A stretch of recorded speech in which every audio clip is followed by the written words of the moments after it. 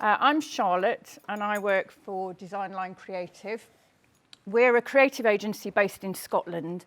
We're a full service agency and we really help brands to tell their story. We work across lots of different sectors, but we're really recognised as specialists in tourism.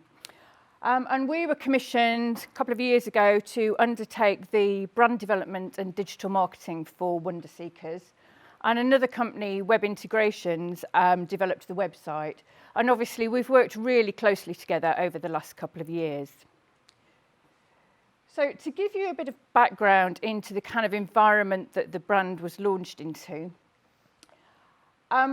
brands aren't launched into a neutral environment. And significantly for Wonder Seekers, there are a few issues such as, there's a growing concern and awareness of climate change. Some say we're living in a post-truth era where there's a mistrust of science, a mistrust of experts. And lots of people have commented on the kind of superficial and very instant culture that's been created really by social media and the Instagram kind of culture. So that's quite an interesting brand for quite an interesting environment rather, for a brand that really values science. And actually, science tourism could be the perfect antidote to those quite negative influences. It values experts and cultural knowledge. It focuses on hands-on learning based in evidence and fact. It encourages a real depth of understanding, so it's not superficial, it's about learning in depth about what you're seeing. And we hope that those three things actually encourage people to have a sense of stewardship for the areas that they've visited or the species they've witnessed. So science tourism could be the perfect antidote, but, and there is always a but, whilst it has the potential to fill that void and there is an appetite for change, the difficulty really is in getting the message out there. So many people that you ask won't know what scientific tourism is. They won't know how to find it because there's lots of different businesses working in that field, but maybe describing it slightly differently. People, particularly in COVID, wouldn't know when they could do it. And also, people need to know the benefits. Why would they engage in scientific tourism? What does it add? What value does it add to their experience? And from a marketing perspective, we need to understand who the target market is, because this is a new area. And whilst there's lots of research on audience profiles for destination marketing, there isn't much around the actual scientific marketing. So those are the challenges. In terms of the solution, we felt that the solution was to create a single brand that answers all those questions and really unifies diverse and multiple activities. So even now in these early stages, there's such a range on the website. We have swimming with basking sharks in Scotland and glacier walking in Iceland, and we need to find some commonality between those things. So our solution was a new brand, and that was with funding from the MPA and Interreg. And we looked at what would we call it? And we chose the name Wonder Seekers because we felt it reflected the awe and wonder of the natural world. And we used the action verb seekers because that implies you're taking an active role. You're not just observing, you're actually participating in discovering new facts or scientific information. And of course, any new brand needs champions. And so this brand was very fortunate to have the academic expertise and scientific expertise from Steve Taylor and Ari, who you've heard from earlier. So when we talk about branding, often people think about it as a logo, but it's a lot more than a logo. An actual brand is a consistent customer experience. And Starbucks are recognised to be the real experts in branding. They've really got it right because they've recognised that if you give a consistent customer experience, people will buy into that brand. And with Starbucks, they've cultivated this through friendly staff. There's a reason they write the name on the coffee cup. It's to open up a conversation with you. They offer customised, good quality coffee that you can have any way you want it. And they also offer cosy environments. And I don't know if you've noticed, but in Starbucks, they only have round tables so that you can it feels quite open and quite sociable. So branding is important. And it's so important that brands that present themselves consistently see a 23% increase in revenue. So this is not just about pretty pictures. You know, there is actually a bottom line advantage to good branding. So in creating a brand identity for wonder seekers, we started with the earth because that's, you know, where all the activities take place and everything is connected to the natural world. You can see the elements on this slide here. So the globe obviously indicates the world, the earth, and we use the earth colours of green, blue and yellow. The subtle wavy lines that you can see inside of the globe and also as the background on a lot of our materials, they echo contour lines on a map, but they also, on some of the materials, go off in all sorts of different directions, and that's to indicate lots of different ways to explore, lots of different lines of exploration. And the strapline, Expanding Minds, we use that a lot because we just felt it clearly explains the purpose of science tourism. It's to learn, it's to expand minds. And a phrase like that has almost universal appeal. Most people would say that that's something that they aspire to. They want to learn more and expand their own minds. Now, you can see that we use blue for the signature colour, and that aligns nicely with a lot of research around the colour blue. So it's associated with serenity and dependability, and we're in good company because a third of the top global brands are using blue in their colour. So a good name, a logo, a colour scheme and a strapline, those are a really good starting point, but to have any meaning, a brand must have some clear values. And brand values guide everything about the brand, all the decisions made, not just in marketing, but in everything that a brand does. And sometimes brands, it can be very difficult to articulate what their values are, but actually for wonder seekers, it was really straightforward. And you can see them listed there. It's about inspiration, innovation, curiosity, discovery, respect and knowledge, and also about championing small local businesses and entrepreneurs. So those are our brand values, but every brand needs a very clear explanation of what it offers, what's it about, what's its unique selling point. And so we came up with these, which you'll see woven into all the information on the website and any publicity material we do. So the brand's about inspiring learning and expanding minds. It embraces a wide range of experiences. It incorporates scientific themes and really celebrates the value of science. And we hope that all those things encourage a respect and care for our natural world. So there's the element of sustainability and ecotourism in there. Now, those key messages are fantastic, but they're not very catchy.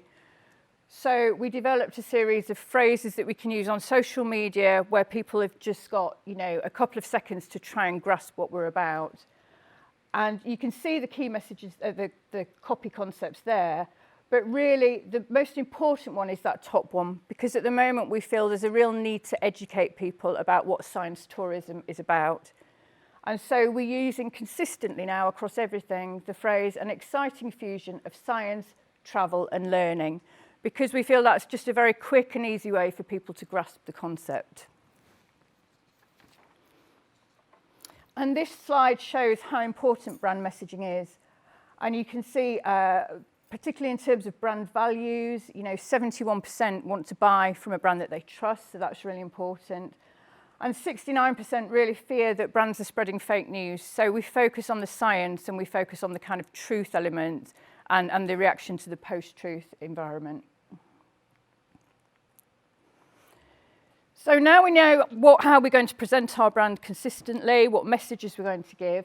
And one of the things we needed to do next was look at who our audience is. And lots of destination marketing organisations have a lot of information, very detailed, on their target audiences, but none of them quite fitted a brand that worked across lots of different countries and had such a wide range of activities. We did loads and loads of research, and the closest thing we found was from the European Travel Commission, which was this idea of passion communities, people who are motivated by an interest rather than anything else. And we thought that the kind of subsections of that as immersive explorers particularly was very relevant. So we used the passion communities as a starting point, but actually we agreed that as we progress, we'll collect our own data and analyse that to see who's interacting with the brand so that we can build up our detailed audience profiles and then refine our marketing as we go along. So we're now at the stage, excuse me, where we know what we want to present, we know who we want to present it to. So we now go into the activity stage of the marketing campaign, and this is the exciting bit. This is the bit where we can start to make things happen. And the starting point is obviously our website. This was developed by Web Integrations. We worked very closely with them to develop it. But it's really the foundation for the brand. Everything else links back to the website. And a good website should give inspiration, information, and importantly, it should prompt people to take action. So you want people to do something as a result of visiting the website.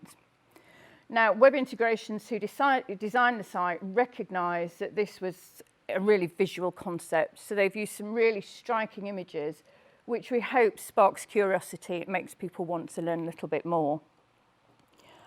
And also, because science tourism is a new concept to lots of people, we didn't want to start with lengthy explanations about what this is and how it came about. And we wanted it to be really led by the experiences on offer. So every page starts with a taster of some of the experiences, and they serve as a hook to get people interested. And then once they've been on the website for a bit longer, they can find out more about science tourism and the concepts behind it. Now, a good website also needs to be functional, and behind the scenes, as Ari showed you earlier, Web Integrations created a database which then feeds into these experiences so that businesses have complete control of their listings. They can go in, they can upload their listings, they can add new photos, they can edit them. And I think the most important thing, excuse me, is the pre and post trip information, which Ari showcased earlier. That's something which really adds values to the experiences we have and makes us quite different from any other travel websites. I think the only thing that the website's really lacking at the moment is social proof, and that goes back to that idea of trust. People are more likely to buy if they've got social proof, if they can see other people are doing it. So if they can see there are reviews, testimonials, and as we actually progress, we're hoping to collect those and add those as the site develops. I think overall, though, the site works well.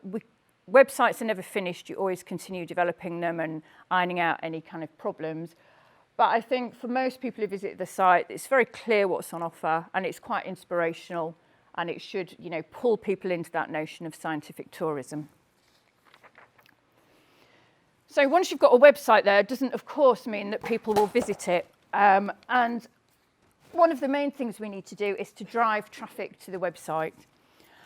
And one of the ways to do this is to work with bloggers and influencers who get your brand in front of their audience. So you're widening out your audience and reaching new people. So a couple of things we did to do this.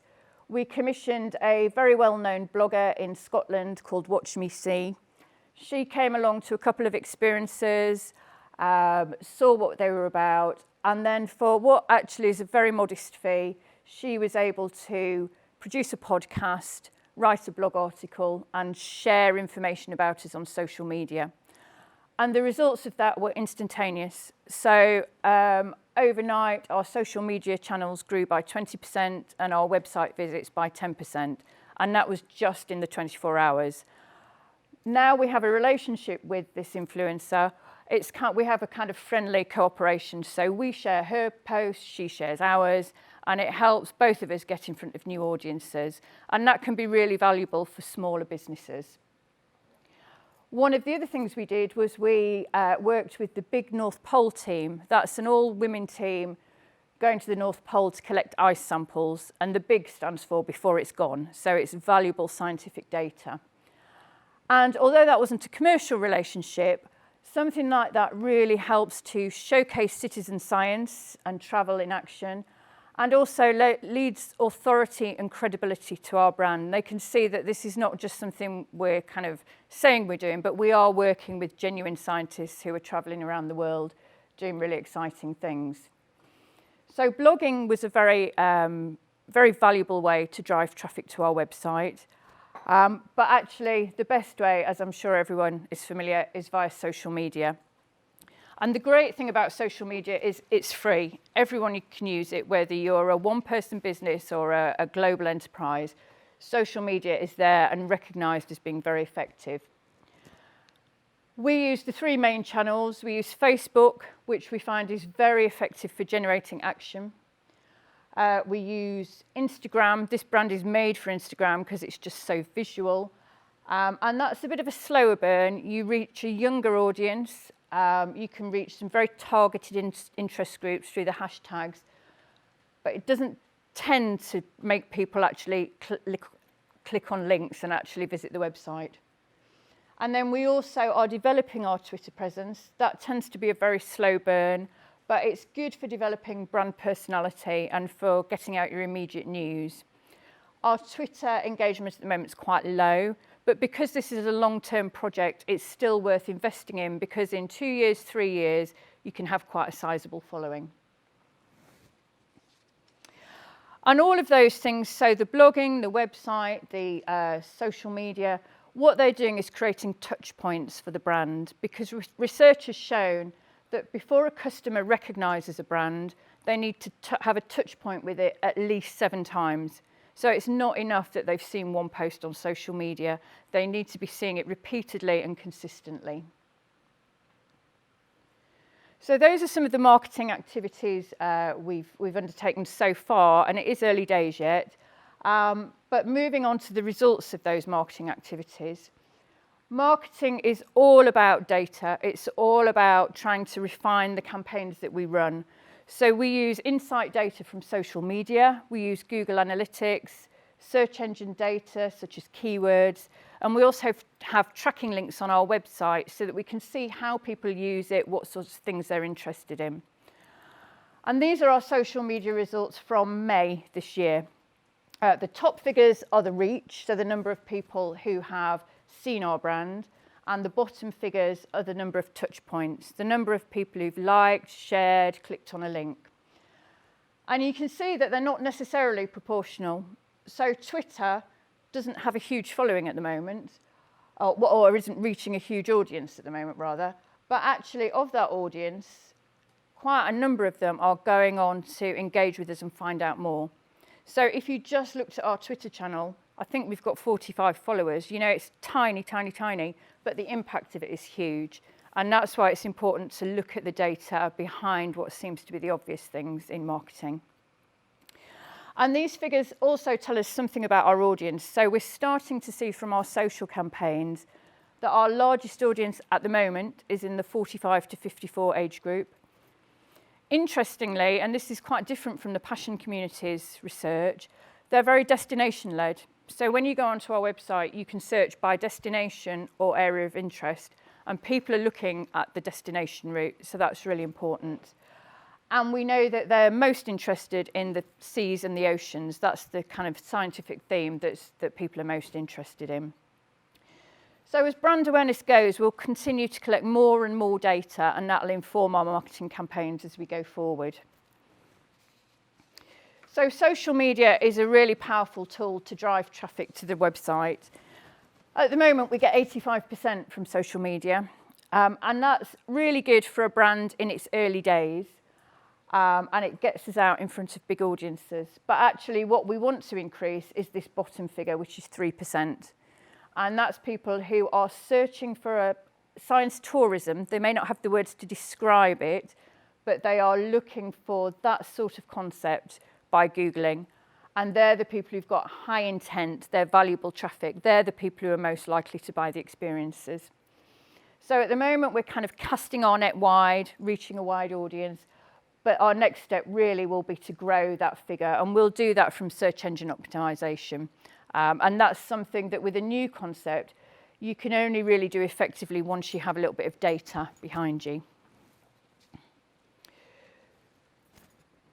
these are our results, again, for May 2022. So in May, we had 7,000 unique website visitors. 92% of those came from a mobile phone, and that's consistent with the social media being the main driver of traffic. And the second most popular page, as I touched on earlier, is destinations. Now, 7,000 unique website users compared to the big travel sites is not a huge amount. But for a brand that's in its very early days, those are quite high traffic figures, so we're quite pleased with those. In terms of what's next, we still have a lot of work to do to develop brand awareness, and you can see the stages of branding on the slide. So we're very much working in the awareness stage at the moment, and we'll continue to reach a broad audience of people who are interested in travel, science and sustainability. We also need to keep educating people about what science tourism is, so using that catchphrase about it being a fusion of science, travel and learning. And we'll continue to consolidate that, and gradually we then start to move into the brand preference stage. And we encourage that by getting people to interact with us more. So by continuing to highlight the brand benefits and getting people to engage with us through newsletters, more through social media, and ultimately through product purchases. Now, the last three stages, unlike any other brand, really lie with the operators that we're working with. They're the ones who will build the reputation, they'll build the trust, and they'll build brand loyalty. If people have good experiences, they'll come back and might try something else, or they might work with that provider again. And I think that's why we're so delighted that the products and the businesses we're working with so far, we know are really high quality experiences, and we can be confident that our businesses that we work with will develop those last three steps. So I hope that's given you an idea of how we've developed the brand, how we've marketed it, where we are now. We still are in the early stages of brand development, but we will continue to work and to push the brand forward, and enjoy doing so, because this is just such a great project to work on. It's really exciting. So, any questions?